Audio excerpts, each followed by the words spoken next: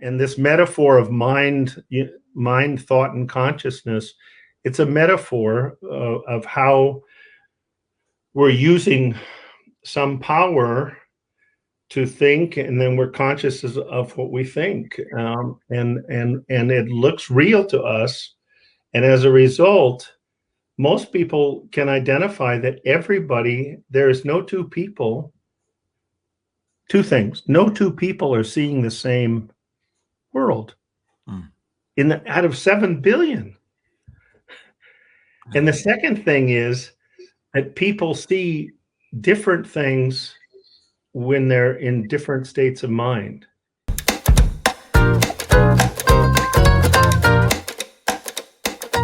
Good morning, good afternoon, good evening. Welcome to today's episode of Might Help, Can't Hurt, Conversations with Leaders, Doers, and Friends. And my guest today is a leader-doer friend, Dr. Bill Pettit. Bill, welcome. Welcome. Thank you very much, Michael. So I was trying to remember when we first met, and I think it was when I came in late to a conference. You guys were all sitting around, sort of, you'd had your orientation. This was in London for the first Tikkun, or one of the first Tikkun conferences. I don't know if it was the first. And you didn't know it, and I don't think you knew me, but you were my hero from the books that I'd read, where you were a character from Jack Pransky's interviews, mostly with Judith Sedgman. And I'd heard about this extraordinary psychiatrist who actually patients got better when they worked with him, and I can't remember if that was before or after you did the talk in near San Francisco for Amy, for the Center for Sustainable Change. See, I'm thinking that we met, that Amy introduced us in, I think, 2008 or so, before you were going on a book tour. Okay, that's right. That's right, because I handed you one of the early copies of the first edition of Supercoach. Neither of us come off well in the story. And you flicked it, and you went, "Yeah, this is the kind of book Sid hated." Oh, did I? That was our opening. Oh no! Yeah. But the good bit, because there was a good bit, was I had just, Amy very kindly took us to lunch, and I had just watched you talk to a group of doctors about the kind of work you were doing with PTSD. I think it was with Israeli soldiers. And what I remember, two things. The first thing I remember was for one of the first times in my life going to a talk and putting my notebook down. Because I had gone there to see what this guy does, because I'd heard things about you. And I watched you, listened to you, and within 5 minutes, I just went, man, this guy is so sure that people are sane that they would go nuts trying to convince him that they were nuts. And I put the book down because I just thought, well, I can't fake that. No, was that a natural thing for you, or was that a learned thing to see that sort of health in people? Yeah, it was, it was an insight because it wasn't, I had 800 lectures on mental illness and 0 on mental health in my psychiatry residency. And when I met Sid Banks in 1983, I'd been going myself in and out of depression for 21 years. So the idea that people were not broken and there was nothing lacking was a foreign thing to me until that day, April Fool's Day, 1983. One of life's little ironies. Yeah. Now, this is an odd question maybe, but were you able to help your patients before you found your sort of mental health? Because you say you spent 21 years depressed. You were seeing clients, assumedly, during at least some of that time. Oh, I was, and that my wife talks about this better than I do, and I don't. She talks about good, better, best. I helped people through difficult times. The metaphor is I often gave people a fish when they were starving, but not once did I teach them how to fish. Right. So even myself, I saw 6 different psychiatrists myself. Yeah. Going through difficult times in college, after college, medical school, residency times in my life, and these were good people who helped me through difficult times, but I didn't have any insights as to how to not have those experiences. Yeah. It was helped through them, the difficult experiences, and came out the other side without having to be hospitalized or stopping my education. But as I was sitting within 30 minutes of listening to Sid Banks in 1983, I suddenly felt like 300 pounds got lifted off my back and chest, and I realized that I was okay. Now, I wasn't I'm sorry to interrupt, because Yeah. but this is something I've always wondered about. Yeah. Like, where did you find the humility to listen to a non-professional and let him change your life? I was hurting. I had failed in my marriage. I was divorced. I had 2 small children back in the Northeast. I worked with a company. I quit psychiatry and was working with an experiential educational company out of California. And every month I would travel back there and do a training in New York City, Philadelphia, Washington, D.C. for 5 days. And then I'd take a week and I'd take my children and go to friends' houses and have them for a week. But I didn't have peace of mind, Michael. And so, there's a point, I think, when people are hurting bad enough that humility, pride be damned, And I had met, George Pransky, who you know very well, and I had listened to him for 2 hours, and I didn't really know what he was talking about, but something started that day, So I know I'm jumping all over the place, That's but I've okay. got a bunch of questions I want to ask. So, and I'm going to ask some pretty basic ones. Like, I feel stupid asking this, but, I am. You feel what? But I am stupid, so it's fine. So, No, what is the difference? far from that. In fact, you have probably introduced more people in this world to what I've been in the last 12 years. I know you have thousands more by your writing and your public speaking and your radio speaking than I have in 37 years of psychiatry, and now as a mentor. Retired from psychiatry for about a year, and so it's ironic because you have brought people to an awareness of the existence of these principles and pointed to them to hundreds of thousands of people. Anyway, so it's very kind. I'm grateful for that. Yeah. You haven't heard my question yet. Yeah, that's okay. What's the difference? I was thinking about this morning and realizing I don't really know. What's the difference between psychiatry and psychotherapy? Well, psychiatry is a subspecialty of medicine. Okay. And that's where they've, in a way, I think, gotten in trouble. They were floundering in the 50s, and then the whole biological psychiatry came, and they said, you've got a chemical imbalance, and we can treat it with this pill. Right. And it made psychiatry, from a struggling profession within the medical community, and now feel like real doctors. And they were struggling, because Freud didn't do medicines. The famous Swiss. Anyway, come to me, but yeah, so people and more people were doing psychotherapy, and so people say, well, gee, what's the difference between psychiatrist and right? So psychiatry is I started out 2 years in training to be a heart surgeon. Right. So it's a medical. So and then was drafted into the Vietnam War and served with a squadron of Navy anti-submarine helicopter pilots for 2 years, and that's where I think I saw how much people's mental state was related to their physical state.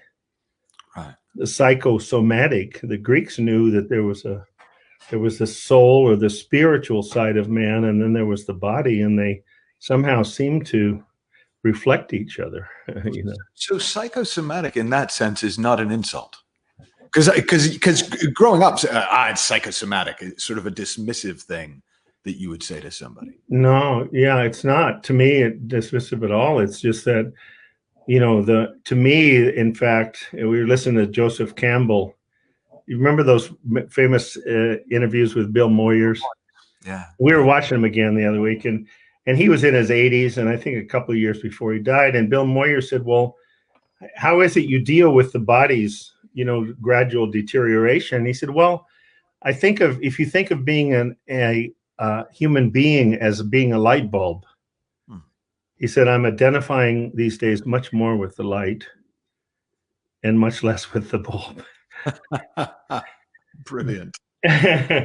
But the idea that, you know, if people, those people, David Boehm, Sid Banks, people that speak of oneness, that everything in the universe is the same energy, then the psyche, that which powers this body, is the same energy as this body in a different disguise. Yeah. So there's no doubt that people's psychological state, their state of peace, of contentment, has a different physiology in the body and in the brain than people that are stressed. Yeah. So psychiatry before the 50s then was essentially psychotherapy from a medical doctor. Yes. Yeah. Right. But you would have gotten into it then if it was Vietnam in the 60s, early 70s? Well, I went into my residency in 74. I've been out of medical school 5 years, 2 years in surgery training, and 3 years as a family physician for the pilots. So 1974. Okay. So the antidepressants, they're, you know, I don't know if you know, ever heard of Milltown, but meprobamate, that was the first. Of course, then first there was the barbiturates. And that's what people, you know, along with opium and to calm themselves. And then meprobamate came, I think, in the late 40s or very early 50s. Milltown was the brand name. And they said non-addictive, and it just calms you. And housewives, this is the pre-Valium era, right? And then Librium came, and then they saw that it was addicting. And then Librium came, and chlordiazepoxide, no addiction, no, it just calms you. And then Valium came, and then Xanax came, and then Ativan came, and then and you know, and the studies are now showing. I mentioned Robert Whitaker, who that people, the more pills they take, it's not the pills that cause the problem, but the body responds to the pills, trying to compensate what the pill is doing. And I think the missing piece is if the person is still spending hours every day in stressful thinking and worry, guilt, resentment, upset, unresolved grief, drivenness, it takes its toll in combination. So I have hope. Yeah.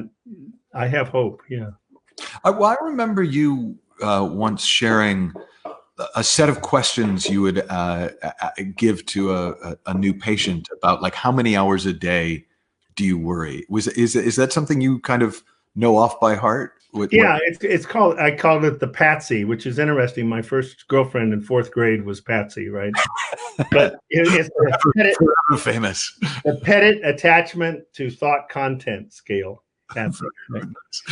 And it was in the mid 90s when, after 11 years after I'd met Mr. Banks and exposed to these 3 principles, and I don't know how it came to me. I in my clinical practice, I thought, well, how is it that people take themselves away from their mental well-being? You know, I mean, Sid would say there's an infinite number of ways, you know, like, and what is it in the first lines of Tolstoy's Anna Karenina is that all happy families are basically happy in the same way. But every dysfunctional family is dysfunctional in its own unique way. Well, that's true of individuals. Right. That every happy person, no matter age or culture or whatever, they're all happy. They're respectful. They're, they're kind. They see things funny sometimes. And I apologize for getting lost there. Take me back to the question. Well, it was, I mean, actually, Patsy. Yeah. But let's get back to your fourth grade girlfriend, Dr. Pettit. Yeah. So what came to me was, I started thinking, and I later actually put it into past, present, and future. I saw that from the things in past events, people hurt themselves with this beautiful power of thought innocently through guilt, beating themselves up for mistakes they made, and who hasn't made some mistakes, right? Guilt, resentment, holding on to anger and hurt from things that other people have said and done. And the third one was unresolved grief, losses they'd had in their life that they hadn't come to peace with. Right. So I would have people rate themselves 0 to 5, 0 being those thoughts just come through this was from George really years ago, like clouds through the sky. Yeah. Then 0 to 5, 5 being, I get so tangled up in those kind of thoughts that if there's a Hall of Fame, I should get honorable mention at least. Yeah. It's probably these days, I guess it's politically incorrect, but I think of Brer Rabbit and the Tar Baby. Mm. I get totally stuck in those. Okay. Yeah. And I would tell people that I do halves. If you say between 3 and 4, I count at 3.5. Right. I had an adolescent that wanted me to do hundredths. I said, no, I do halves, right? And not surprisingly. So in the past, it was guilt, resentment, and unresolved grief. And in the future, if one doesn't know that one has a guide inside, that if one allows their mind to quiet, that they can hear, like Einstein said, I think 99 times and get nothing. So I stop thinking, swim in silence, and the truth comes to me. Hmm. And I know you know that because you've told me many times where you've done that. Yeah. You've given up the analytical and the answer comes. So if you don't know that, what do? You worry. What if, what if, what if, what if, or you overanalyze. Yeah. And the third thing people do in the present moment is they're driven to constantly prove themselves, or they're guided by their wisdom. I love, and if I can, I love the fellow that did the Sleeper movie. Woody Allen. Huh? Woody Allen. Woody Allen. You've heard me say what he said when he woke up. I can't remember. After 25 years, he wakes up and he realizes he's been asleep for 25 years. And he says, hell, I could have been halfway through my analysis.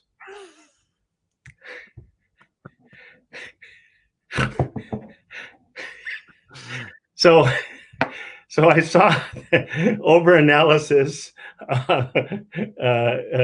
worry, and drivenness. And then in the present moment, it being upset that things aren't the way you want them to be.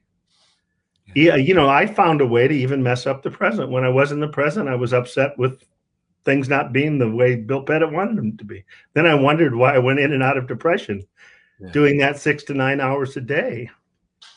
And the more I read about the physiology of activating the stress response on a chronic basis, it all started to come to me, So, yeah. So what I sort of realizing a little bit late in the day, but that there are going to be a lot of people listening to this who actually don't know what you're talking about when you talk about the principles. Right.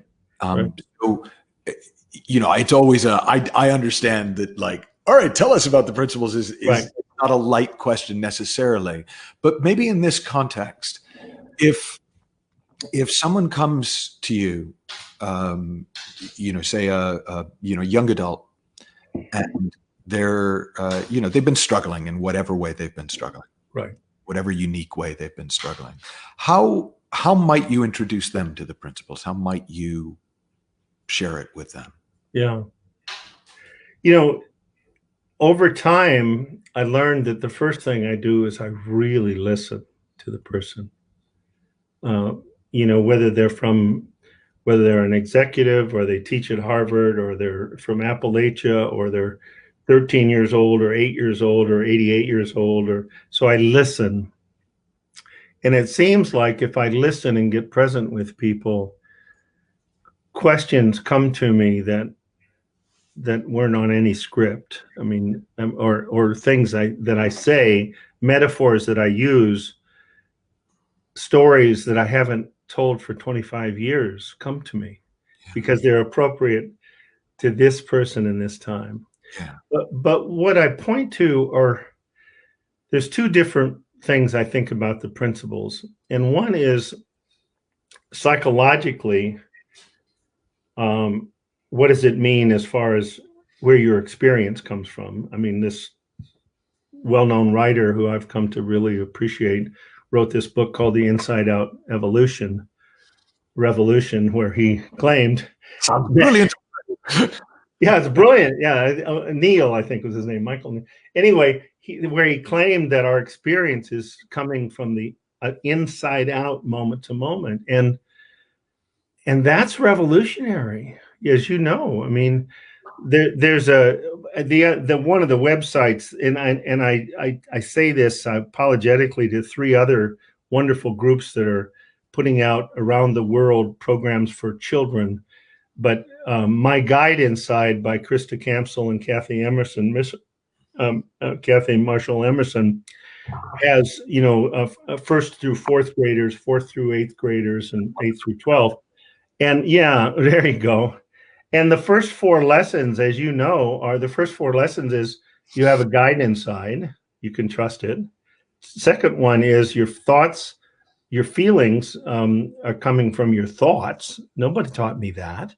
The third one is happiness is inside of you. It's not out there. And that's next tennis victory or high score in medical school or girlfriend. And the fourth one is that the answer is to move more of the time. And this one I'm still learning. I go between a C minus and a D plus, that you can go from fast and furious to calm and curious. And so I would listen, but then I would at some point bring up the idea that ask them to consider that it's not how empowering it is if we could have a glimpse that my stress is not being caused by things external to me. That's freeing, you know, that's really freeing. And I would just ask them to be open. Would you give me some time to talk about that? Yeah. And this metaphor of mind, thought, and consciousness, it's a metaphor of how we're using some power to think, and then we're conscious of what we think, and it looks real to us. And as a result, most people can identify that there is no two people.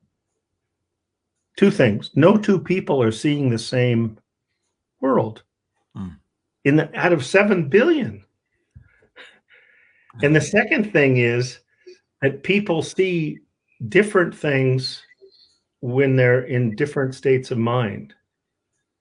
I always quote those Norwegian philosophers, the trolls from Frozen, who say that very definitively, only people like Sid Banks and everybody can use the word every, never, and all. Well, the trolls have that same wisdom, and they say every person makes bad decisions when every person who is angry, scared, or stressed makes bad decisions when they are angry, scared, or stressed. Well, that's hard to argue with. Yeah. You know, and all you can do is throw a little love at them, I think the trolls say, you know. Well, so there's a fair number of people right now who are angry, scared, and stressed. Mm-hmm. So help. Okay.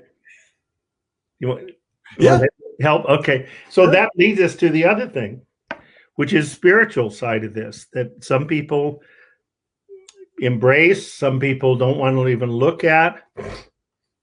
That because in a way, I have so many people that once something happens in their life, they're they're financially bereft, or their loved one, or they lose a child in an accident, or whatever, things that are really, they say, all I'm doing is sitting around saying I'm feeling my thinking. And that's not helping any. So what Mr. Banks saw, it says he saw, and I knew him for 26 years, he was my mentor for 26 years, is that he saw what he called the true nature of what people call God. That he said he saw that the source of the universe is pure love and understanding. And that in this life here, we're just trying to realize that we are, as David Bohm would say, we're the same energy. So that means we're divine energy in disguise, or we're universal energy in a disguise. And that takes it to a whole nother level. If you know that you're connected to the intelligence behind all things. I was reading photosynthesis the other day for the first time since 8th grade, probably, that these plants take carbon dioxide and water and mix it with the sun's rays, and they make organic tissues. They take inorganic, non-living things. Plants do this, right? And they do it through these chloroplasts on a leaf, and the average number of chloroplasts on a normal green leaf is 5 billion. Wow. 5 billion. And they also, as a side thing, they make oxygen for the air so the animals can breathe and we can breathe. And well, there's some, we could give 10,000 examples. There's some evidence that there seems to be some intelligence that I have a friend who's an astrophysicist. I don't know if you've met Martin Jokoff yet from, yeah. He says, I wasn't spiritual, but I suddenly realized the universe is intelligent, mind. It's conscious. There's no doubt about it that there's consciousness in the universe. It's that consciousness, and it's creative. There's a divine thought system or universal thought system that's constantly creating. And so I think when people say that, like Sid says, you're not asking for anything of this world. And the day that you're not afraid of dying is the day you're really free to live life until you're not living. I point to that in whatever ways I listen. Yeah. That's what I point to. Michael. Do you think that, and I'm asking you to speculate, right? No. But do you think that I've been reading a lot of things saying, oh, there's a big mental health crisis coming because of the quarantine, because of the isolation, because of people having to, come to terms with a very different world than the world that they grew up expecting to live in. Right. Does that seem sort of inevitable to you, or does that seem like just one of the ways things could go? Well, I don't know if I see it inevitable. Given the present level of consciousness, I'd say it's if not inevitable, it's pretty predictable. Yeah. Do you know Corey Keyes, the name? No. Corey Keyes is a and he wrote at least 4 major articles. He was a positive psychology researcher, and he's got a survey which is not that long. Tom Kelly has sent it to me a couple of times, but if people take it, and they've taken it throughout the United States, and all cultural levels, all economic levels, educational levels, it comes out pretty much the same. And he divides it into flourishing, okay but stressed, and languishing. Right. Overwhelmed. I won't make you guess. 18%. My wife hates it when I ask her to guess. She said, "Don't tell me." She just says, "Tell me." I don't want any of those games. Okay. 18% flourishing. Right. Being a high level of mental health. And I'm sure you could divide that into thirds, right? Sure. okay, I'm okay, I'm okay, I'm okay, but I am stressed. Yeah. 50%. Right. Our dear friend Dickon Bettinger, who is a wonderful speaker, I think you might have even had. Yeah, no, he's been on. He says, huh? He's been on the show. Yeah, and yet he says, before I learned the principles, I was having to meditate 4 hours a day in order to keep my anxiety under control. Yeah. And so you've got people doing an hour of, and these are good things. Yeah. And an hour of qigong, an hour of mindfulness, an hour of exercise, and yeah, so I used to call it my behavioral Prozac. Yeah, yeah. And I used to have to run 50 miles, a month. I mean, a week, and I ran 3 or 4 marathons, but I had to get rid of that stress that was being caused by those out there. Yeah, those names I won't mention. And then 32% are languishing. 32% are feeling overwhelmed. And you know that some percentage of that at the bottom, Michael, is waking up every day struggling with whether or not to take their life. And then they struggle with, do I take anybody with me? And that's hard to even talk about. But so given that distribution, and I think it probably is close to a lot of places around the world, then you add on the kind of challenges that people are having right now, let alone the uncertainty of knowing that I could be sick and die at any time, and loved ones around me. As you know, I lost my sister a few months ago to COVID. So it takes a different level of understanding to deal with life's challenges. I like it for people to not call them stressors. Yeah. Because it gives them power that they don't have. It appears that they do. But it's certainly, when we're faced with a number of challenges, it's kind of like, you can use the metaphor, if you're 78 years old, the physical challenge, if you were faced with physical challenges, you're not going to respond the same way you would when you were 30. So psychologically, it takes a higher level of, and you could be 78, or I feel more at peace at 78 than I did at 40. Yeah. And that's what you hope that we can help raise the level of consciousness. And these efforts to teach children this early on in school is just, to me, where the answer is. So if somebody's looking for hope, and I'm guessing there's a hell of a lot of somebody's looking for hope, where do you point them? Well, you know me long enough that if somebody, whether they're 8 or 88, I say, listen, there's this website called www.sidbanks.com. And in the middle of that, there's some videos from 2000 called the Long Beach videos. And it took us 27 years to convince Mr. Banks to be videotaped. So anybody that wants to talk about a cult, tell me what cult leader you had to take 27 years to convince to be on. The long con, Bill. What? He was playing the long con. Yeah, right. Yeah. So, and so I literally asked people, watch part 1 of the first video called The Great Illusion.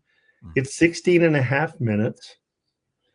And if just as quietly as you can, I'm going to ask you to try to be rested as best as you can, whatever's going on right now. You may not be perfect.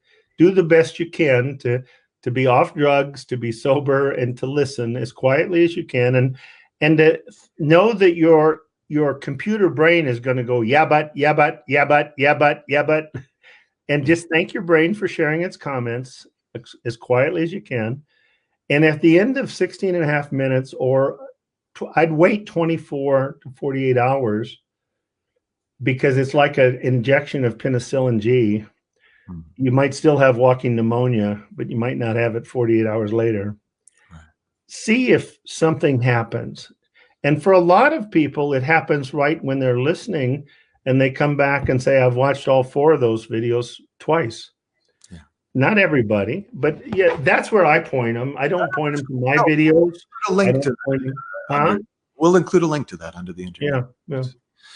So a sort of a, God, there's so many, but I'm gonna narrow it down. I'm gonna ask you 2 last questions. So I was talking to a client recently who's got family members who are dealing with various diagnoses, and they're adamant. Mental health diagnoses. Mental health diagnoses. And they're adamant that, look, this is a physiological problem. Mm-hmm. So why are you talking to me about this stuff? Right. Now, you more than anyone I've ever met understand the biochemistry of it. You know, can speak at length on the biochemistry of it. I think I've sat through makes it sound bad, but like 13 weeks of lectures on the biochemistry of it. So for someone who's coming into mental health from that point of view, is there a sort of a, because clearly there is a biochemical aspect of it, right? Because you can measure it.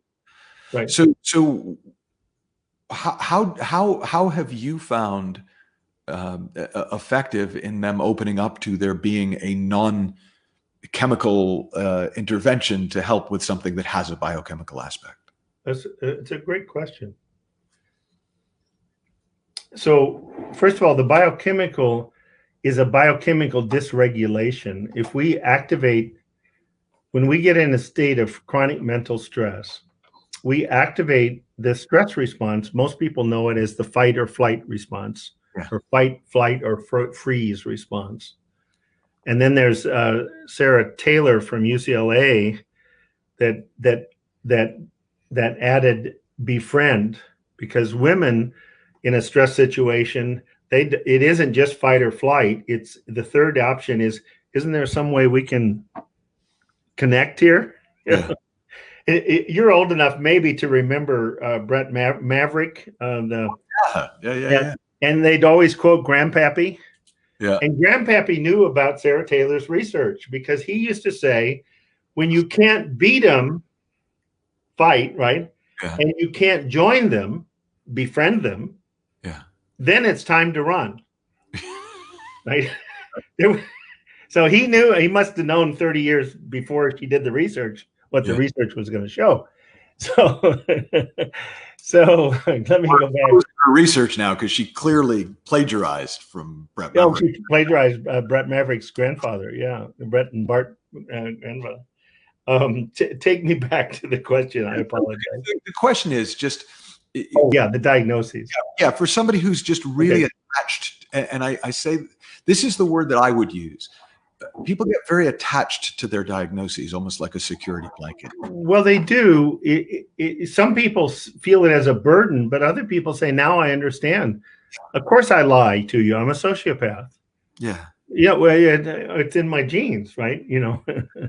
But or of course I'm a depressive, or I'm bipolar. Of course I get upset and throw things and throw coffee cups and but so here's what I try to make it simple. I try to keep it simple, Michael. And I say, I'm just going to ask you to listen for 3 minutes and see if this makes sense. I'm suggesting that the system is beneficent. It's trying to help us at all times. And that when we start using the power and the gift of thought in a way that's unhealthy, there's alarms that go off. And I've come to, you've heard me call them, I call them love letters even, but let's think of them as alarms. And there's 4 alarms that go off. One is, and it's hard to argue with this, if I get caught up in stressful thinking, anybody, tell me if this isn't true. You've got relatives, you don't have to think about yourself. People's mood goes down. Yeah. It goes down. And if they keep going, then they become irritable. And then eventually they're going to get really depressed and isolated. What else? Other alarm. The mood goes down. Tension level goes up. People feel anxiety. And if they don't deal with it, they start having panic attacks. It's a physiological, it's an alarm system. It's like the child louder and louder saying, "Daddy, daddy, daddy." Yeah. And then the third thing is our thinking. So our mood, our tension level, our thinking, when we get stressed, we go from clarity to a muddled feeling. And if we stay there long enough, it's going to get distorted. And we might even have to go to another world where there's hallucinations and stuff. And the fourth alarm system is the body. Practically everybody knows their alarm systems in their body. Yeah. I woke up the other day, the day of my course starting, and I'd been pushing to get this book read, get things done. And I woke up with labyrinthitis, with vertigo. Oh, God, I've had it. I thought I was going to throw up. The world was spinning, and I said, "Oh, the nice thing about humility is whenever I lose it, it's right around the corner." and I took about 1/8 of a meclizine, and I was fine. And I did fine. But so that's the one thing that I do, and then I usually tell them a story. Can I tell a quick story? Yeah. So I say, here, I'll give you one. When I was with Dr. Roger Mills, and Amy introduced us, I think, her father, I met Amy when she was 14 in Coral Gables, Florida. And so in 1984, right? And so they asked me to see this person. I was in a 10-month fellowship, and he was 16 years old, and he had the diagnosis of schizophrenia. And he was threatening to kill his parents while they slept some night. He was going to kill them. They were terrified. Yeah. And very quickly, I'm going to say this, but it's just, this is how ingrained the beliefs are about medications and illness. So I listened to him, and he was on 800 milligrams of Thorazine, which would be a pretty high dose. Seroquel, Risperdal, Zyprexa, 30, to be at the higher level of dosage. And so I listened, and then I talked to him about I got connected, and I said, "Do you always hear voices?" Or no, not always. And I said, well, so I started making the metaphor that when his father was upset, I said, "What happens with your father when he gets in a lot of upsetting thinking?" He said, "Well, he gets a stomach ache. First, he gets irritable, and he doesn't sleep, and then he gets a stomach ache. What about mom?" And I'll make it short. "Well, mom, she gets migraines when she gets upset, and she gets irritable and doesn't sleep well, and then it kind of." And I said, "Well, you hear voices. It's your alarm system. Your dad's alarm system is his tummy. Your mom's is her head migraines. That was not early ones, but those come. And yours is you start hearing their thoughts with special effects. That's all they are." So I give him extra medicine. He comes back 2 weeks later, and he was sleeping 4 hours a night. Now he's sleeping 12 hours a night. Anyway, this happened for 3 2-week periods. He's down to 200 milligrams because his family, I said, "What do you think we should do?" They said, "You got to lower his medicine. He can't stay awake." Why? Because he's not creating all the biochemical dysregulation that the medicine was. They didn't bring him back. Yeah. And I called them. I waited 3 weeks. They said, "No, we're taking him to a doctor that understands schizophrenia. You obviously don't. You're taking him off his medicines." He went from threatening to kill them to being calm and friendly but sleepy, to where I had to keep lowering as he heard something every week, because I was speaking to that place inside of him that was not scratched, not broken, whole, and he was hearing it. And he may have ended up, Michael, on 30 milligrams of Thorazine instead of 800, and got through medical school, and PhD in neuroscience, and been a researcher at NIMH on schizophrenia. All right. Well, that actually elegantly gets me into my last question. I'm going to make you emperor of the world. Just okay. What as emperor of the world, what's your first? What do you want to do?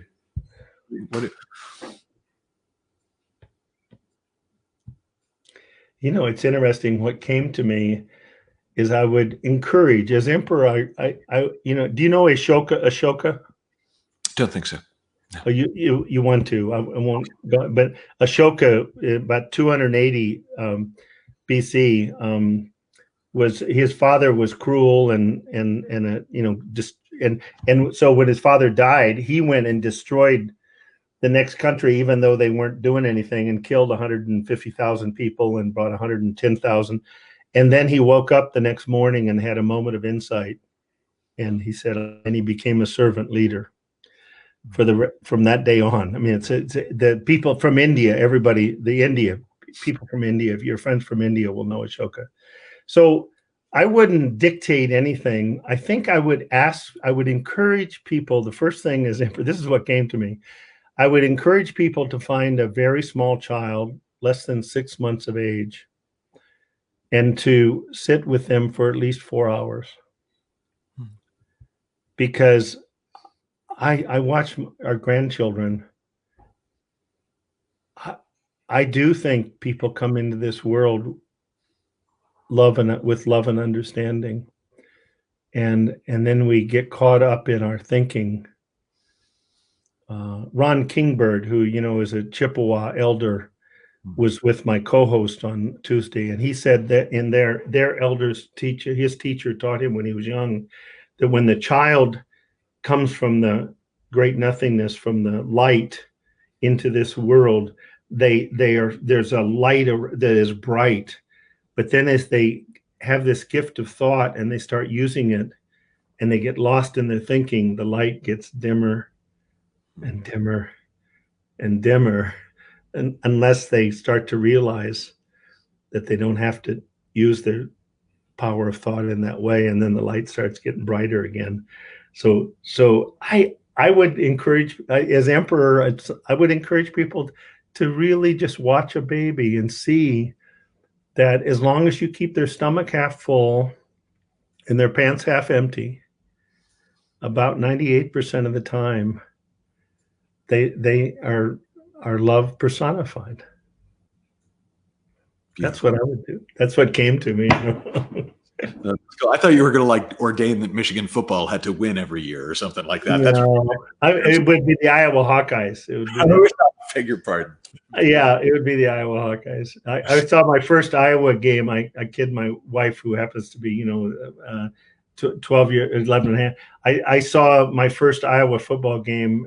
She was 2 days old, 1953. Anyway. An absolute delight. Thank you so much. Always a pleasure. You can find Bill, more of his work, at thedoctorspettit.org, and we'll have all the links below the interview as well. Thank you so much, Bill. Well, thank you. Thanks for having me, Michael. Thank you. It was fun.